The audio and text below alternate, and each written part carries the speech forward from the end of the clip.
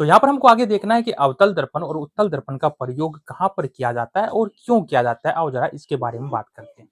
तो अगर हम बात करें अवतल दर्पण के प्रयोग के बारे में, तो यहाँ पर अवतल दर्पण का प्रयोग जो है वो शेविंग मिरर के रूप में किया जाता है। शेविंग मिरर के का मतलब है कि इसका प्रयोग ब्यूटी पार्लरों में या फिर बड़े-बड़े सैलूनों में उपयोग किया जाता है। क्यों किया जाता है? आओ जरा ध्यान से देखते हैं।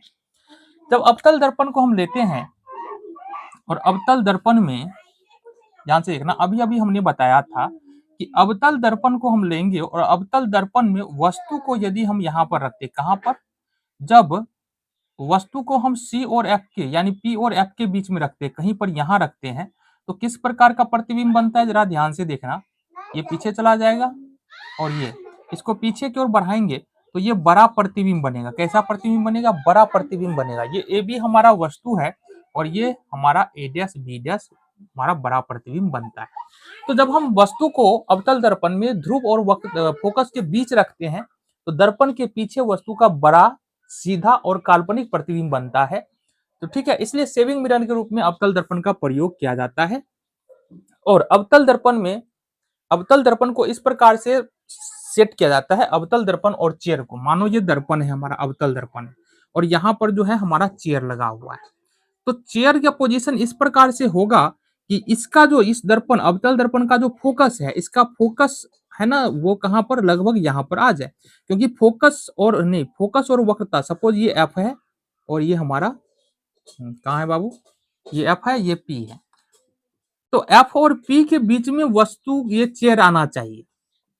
एफ और पी के बीच में चेयर कहीं पर होगा, जो व्यक्ति इस पर बैठेगा उसका बड़ा प्रतिबिंब बनेगा। बड़ा प्रतिबिंब बनेगा तो वो इजीली अपने चेहरे को देख सकता है, किस प्रकार से बाल का कटिंग हो रहा है, कहाँ कहाँ पर बाल बचा हुआ है, इन सारी बातों को ध्यान में रखा जा सकता है। तो अवतल दर्पण का प्रयोग कहाँ पर किया जाता है? शेविंग मिरर के रूप में। क्यों किया जाता है?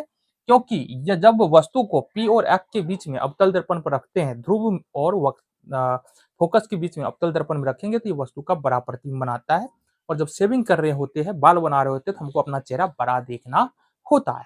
ठीक है, पहली बात। दूसरा है टॉर्च और वाहनों के हेडलाइटिंग। ध्यान से देखना, ये अवतल दर्पण है। कौन सा दर्पण है? ये हमारा अवतल दर्पण है। ठीक है, मान लो ये हमारा क्या है? ये हमारा फोकस है, ये ध्रुव है। अब होता क्या है कि अगर मान लो यहां से कोई प्रकाश की किरण निकाला जाए, ठीक है, अगर प्रकाश की किरण फोकस से गुजरे तो क्या होगा बताओ जरा? ये मुख्य अक्ष के समांतर हो जाता है इस प्रकार से। मतलब अगर यहां से प्रकाश की किरण हम गुजारते हैं, यहां से प्रकाश किरण देते हैं, तो जितनी भी प्रकाश की किरणें निकलेगी वो कैसी जाएगी? बिल्कुल सीधे जाएगी। तो कहने का मतलब है यहां पर यदि बल्ब को फिट कर दिया जाए दर्पण में, एक दर्पण लिया जाए, बल्ब को यहां पर फिट किया जाए, फोकस पर फिट किया जाए, तो उससे जो प्रकाश आएगा दर्पण से टकराएगा और टकराने के बाद बिल्कुल पैरेलल सीधा हो जाएगा।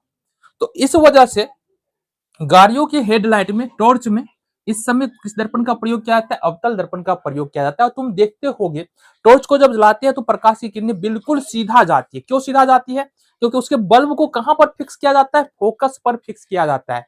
ये बल्ब को अवतल दर्पण के फोकस पर फिक्स किया जाता है, दर्पण से प्रकाश टकराया और बिल्कुल सीधा चला जाएगा। तो अब यहाँ पर टॉर्च वाहन के हेडलाइट में अवतल दर्पण का प्रयोग किया जाता है, क्योंकि अवतल दर्पण प्रकाश की किरणों को बिल्कुल समांतर भेजने में सक्षम होता है। आ जाओ, क्योंकि अवतल दर्पण जो है वस्तुओं का बड़ा प्रतिबिंब बना सकता है, जब पी और एफ के बीच में रखा जाता है सीधा प्रतिबिंब बना सकता है।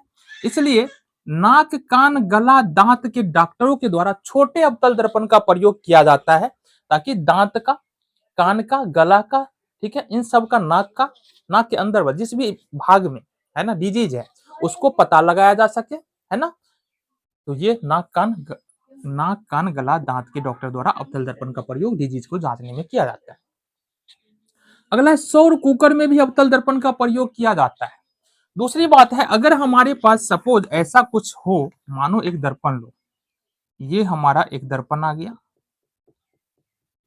ये हमारा एक अवतल दर्पण आ गया, ठीक है, और मान लो प्रकाश की किरणें, यहां पर कोई भी प्रकाश की किरण आएगा उससे बहस नहीं है, ये कोई कितना भी प्रकाश की किरण ले लो, सारा कहां से गुजरने वाला है? ये दर्पण से परावर्तन के बाद तुम्हारा एक ही बिंदु फोकस पर आकर के मिलने वाला है।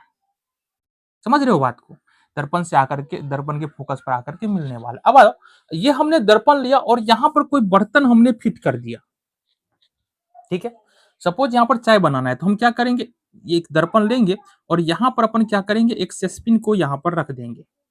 कुछ समय बाद चूंकि सारा का सारा प्रकाश इस सस्पिन पर पड़ेगा, इसलिए कुछ समय बाद जो दूध रखेंगे उबलने लगेगा, चीनी चाय पत्ती देंगे, चाय बन करके तैयार हो जाएगा। तो सौर कुकर में भी इसी सिद्धांत का प्रयोग किया जाता है और सौर कुकर में अवतल दर्पण का प्रयोग किया जाता है। क्लियर है बात?